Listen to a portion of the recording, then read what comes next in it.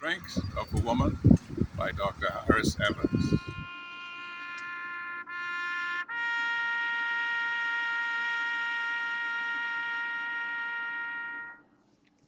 Her wrinkled fingers trailed tenderly across the smooth exterior of the triangular wooden box.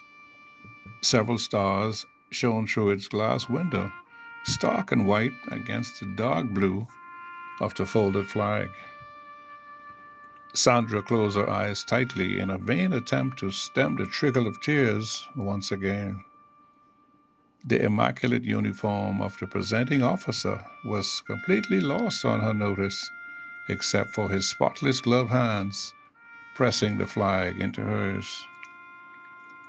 So many nights she would wake up and reach over to that empty place where Howard used to be. The cold sheets reminded her that since the Tet offensive, she had huddled alone in her bed.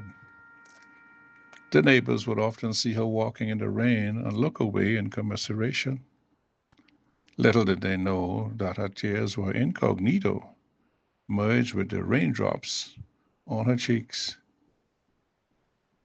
This military widow had to dig deep within her resolve to explain to her son Marcus why his father had not come home as yet.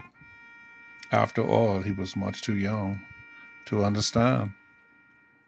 The conjoined reports of the 21 rifles fascinated the little boy almost as much as the swirling brace of pigeons who were startled by the gunfire from the honor guard.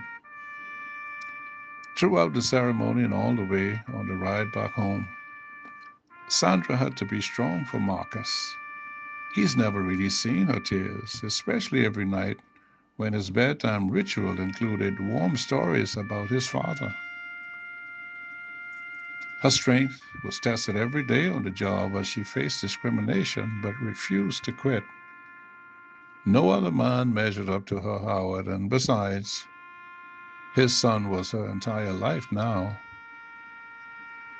Homework, PTA, baseball practice, and hundreds of questions about when was Daddy coming home again, all of which consumed her completely. Wearing two hats left no room in her life for anything else. To those looking on, it was easy to assume that Sandra had it all together. But how could they know any different? She was a pillar of strength to others, a beacon to other widows, even when the storms of life threatened to engulf her completely. The waves of grief were relentless, and despite her prayers, the war was still not over for her.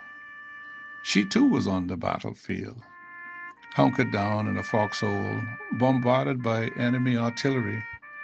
However, she had to fight for Howard, Marcus, and her peace of mind. She couldn't bear to look outside her front door anymore. The vision of the long black vehicle that rolled slowly and respectfully up to her front door so many years ago plagued her continually.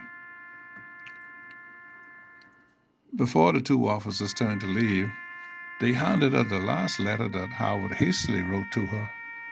He wrote of his love for her and Marcus and his uncertainty of making it out alive.